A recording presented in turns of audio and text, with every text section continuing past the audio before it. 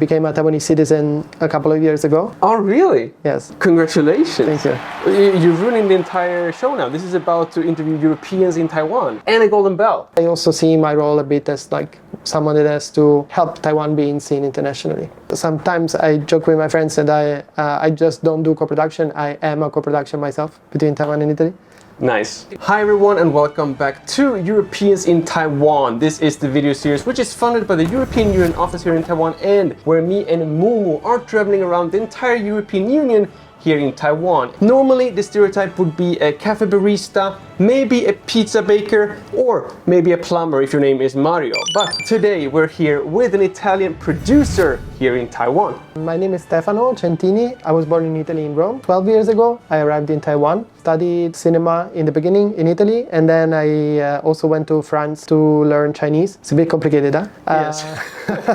Because I was also watching a lot of Asian cinema and like I was drawn to Asian culture. So I wanted to learn Asian language. I thought that Chinese was like hard enough, not the scholarship, to come to Taiwan to learn in a film school. Ended up quite well, and people asked me to start directing documentaries and like worked a lot for Discovery National Geographic as a documentary producer and director when I arrived. More and more projects came, and then 6 years ago I created my own production company to produce Taiwanese films or films in general. How much did you know about Taiwan before coming here then as a student? I had seen a few Taiwanese films, but that was basically all that I knew about Taiwan. I didn't know much about its people, its culture, what kind of environment it was going to be. And I think that was also part of the reason why I wanted to come here, to see what it was really like. And I must say that it was nothing as I expected, because the people to be so nice and welcoming, and it made me feel like a place where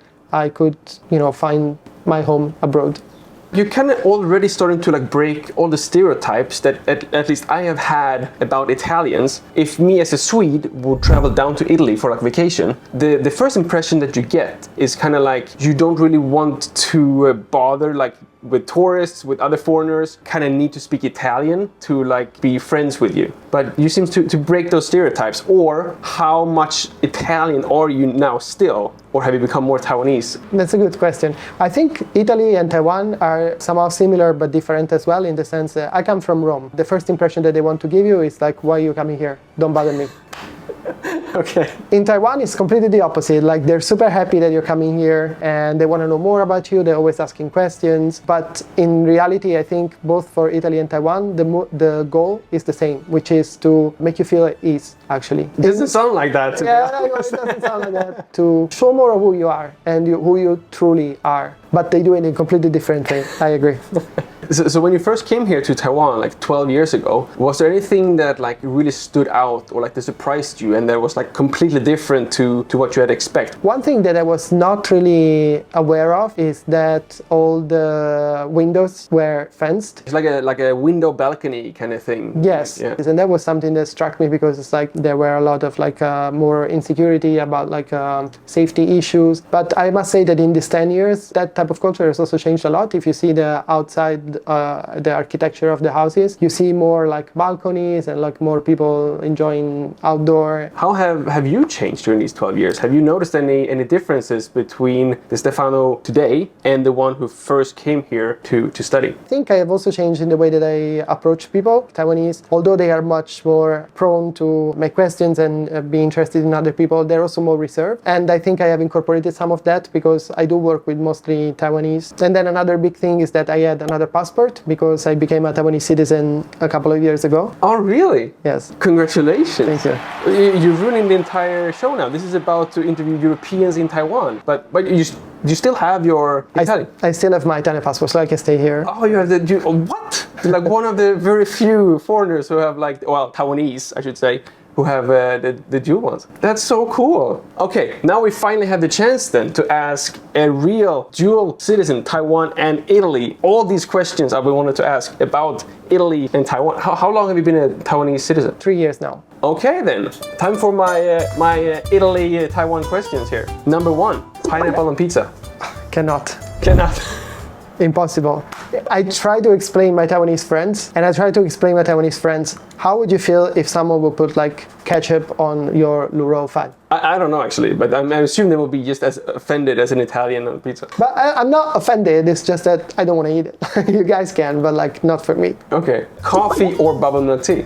Coffee as well. Coffee? Yeah. Okay, I feel like you should have failed the Taiwanese citizen test.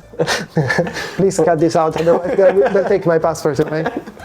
I have to say though, of course, as we all know, like Italians are like huge coffee drinkers, and I did happen to notice that we actually have the same coffee machine, you and I, which of course made by a European brand, so I'm feeling much better about my coffee choices right now. Actually, to be honest with you, for food, I still feel that I have more like of an Italian taste. For example, breakfast, I usually have like espresso and like some sweet stuff like that. And speaking of which, this is the coffee machine cleaning itself, so that means it's time for a coffee break.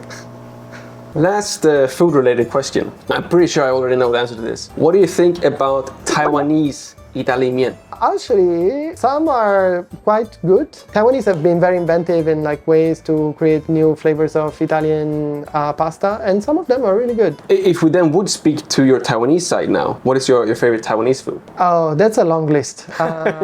Oyster omelette, bing. Do also like Taiwanese ice, like the shake ice, something that is. And that's also a cultural shock, because when you see red beans being put on top of a dessert, as an Italian, you would go like, yeah, as a sweet too. That's like one of the few things I really cannot get used to in Taiwan. The worst thing is like the first time I saw it, there was this like, it looked beautiful and looked like very, very dark. So I thought it was like amazing, like chocolate cake. And I just like take like huge spoon, and it was like, I had no idea what it was. I never had like sweet beans before. My brain still said it's chocolate. My mouth said like, what the and then like I had no idea what to think, you know? Luro fan is the classic. That's also something I like without ketchup.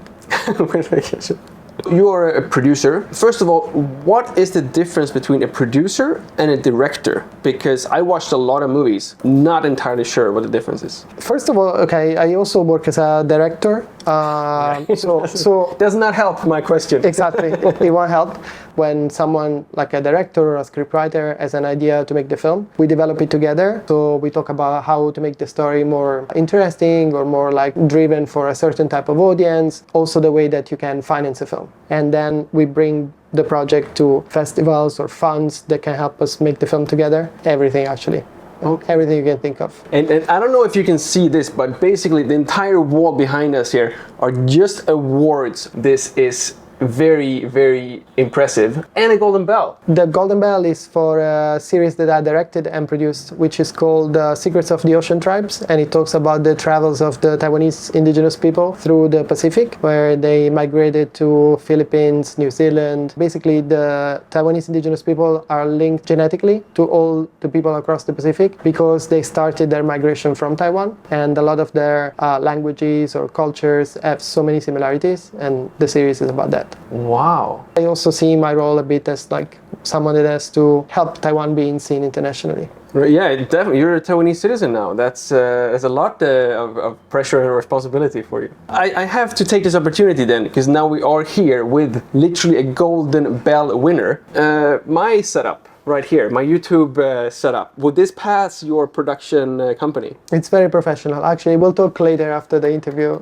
Okay, perfect. Sounds good. If we turn it around, if a Taiwanese wants to come and visit Italy, how well would they get along with only English? And what would be the most important Italian word or phrase in order to survive your first day in Italy? Actually, I think they don't need either English or they don't need to learn any Italian phrase. They just need to use their hands. Okay. Because you know that cafe. That's the first thing. No, that doesn't. They really understand. I know it's like. How would you order like a proper coffee, for example, or like mei shi, which is like the most popular coffee drink here apparently? No, you don't. It's hand gestures. You go like this. You would just ask like this, and which is like for the small cup of espresso. Like that. That means like an espresso. Yeah. If you go to the bar and you just go this, they will understand. They will know you're asking for an espresso. Yeah. If you want an americano, you have to explain them. I think not just in English. You take a normal coffee and you ruin it with water. Exactly.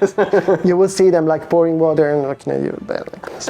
It's very refreshing to see a foreigner / Taiwanese having like a normal job and not a foreigner job, if you understand what I mean. How is that working with a lot of Taiwanese people compared to when you were working with, I assume, mostly Europeans back home in Italy? Personally, a lot of the Taiwanese that I work with, they work very well, and they can fit quite easily to the international way of working. If Taiwanese people would come and visit Italy, either for just drinking some real coffee or just visiting, or maybe just settle down and start their own production company in Italy, where should they go, and what would you recommend them to see the first time they come and visit Italy? I mean, the good thing about Italy is that geographically and culturally it's so diverse. You know, Italy is actually quite a young country, founded like about 150 years ago. Oh, wow. Yeah, so it's a very young country. We thought of Italy as like a country that's been there forever, but before then it was just like an ensemble of like different small countries. But the first thing that pops up is like the Colosseum and like all the Leaning Tower of Pisa, right? So it's like, feels like that's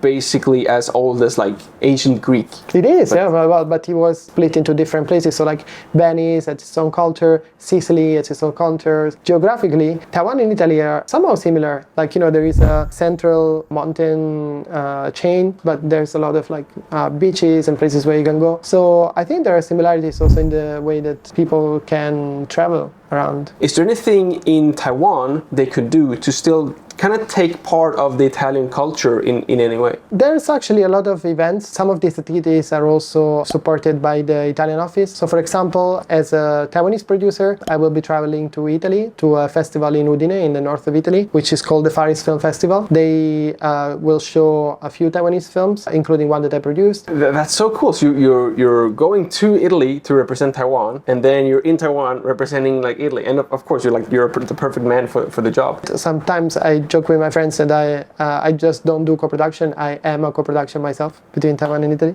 Nice. Do you get paid twice as much too?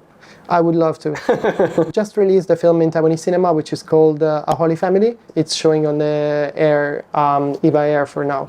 Wait. Yeah. So you can actually, like when you're flying from Taiwan to Italy, you can see your own movies on the plane? You can. That's so cool.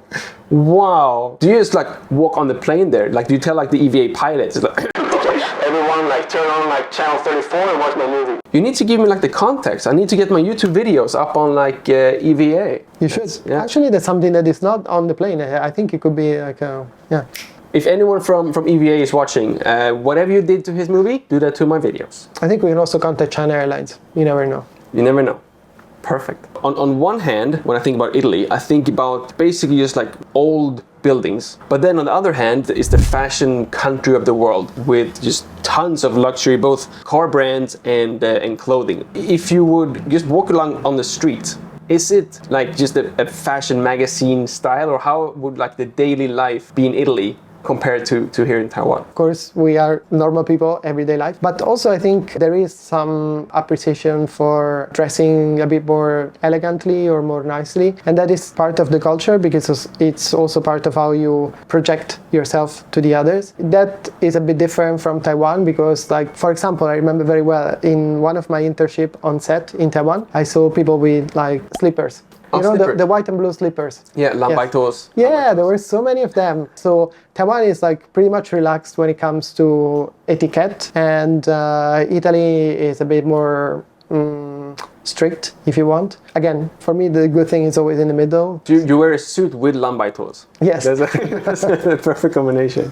So if a Taiwanese would come and visit Italy, other than the hand gestures, maybe leaving the lambaitos at home, is there anything else that they should know that would help them to have the best experience possible in Italy? I think Italy is a country where you don't have to be afraid of people. In the end, you can always find someone to help you. Italians are very good-hearted and somehow similar to Taiwanese. To make the best out of their trip to Italy, really try to speak to Italians and know them better, and you will find that there is not so much difference with the Taiwanese. And if you want to know anything else about Italy, you can of course contact the Italian Economic Trade and Cultural Promotion Office here in Taiwan. And of course, don't forget that you can also contact the European Economic and Trade Office, where you also have the chance to win these amazing cups. If you do want to have 美式咖啡, or anything else in these ones. The only thing you need to do is to go over to the European Economic and Trade Office social media, both Facebook, Instagram, and Twitter, and then follow the instructions there when they share this video on their social media as well. Thank you all so much for watching. My name is Lukas. Starts with L as in like,